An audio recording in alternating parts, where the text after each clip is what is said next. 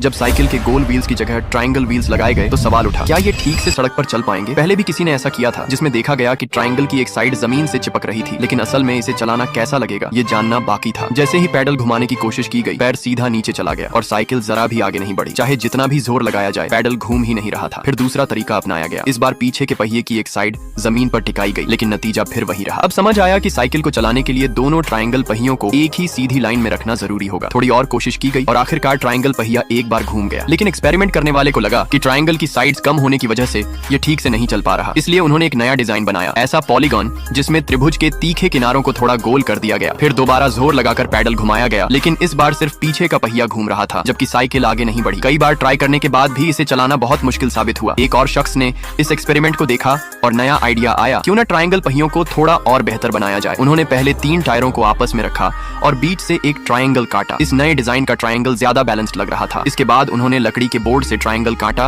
और तीनों किनारों पर टायर जोड़ दिए। यही प्रक्रिया दोबारा अपनाकर दूसरा पहिया भी तैयार किया गया। अब बारी थी एक खास स्लाइडिंग ट्रैक बनाने की, जिसे पहियों के ऊपर लगाया गया। सबसे दिलचस्प बात यह थी कि पीछे का पहिया साइकिल के फ्रेम से जुड़ा नहीं था, इसलिए जब साइकिल चलती तो पूरा फ्रेम भी हल्का हल्का हिलता। ऊपर के स्लाइडिंग ट्रैक ने इस सवारी को और भी ज्यादा बैलेंस्ड बना दिया।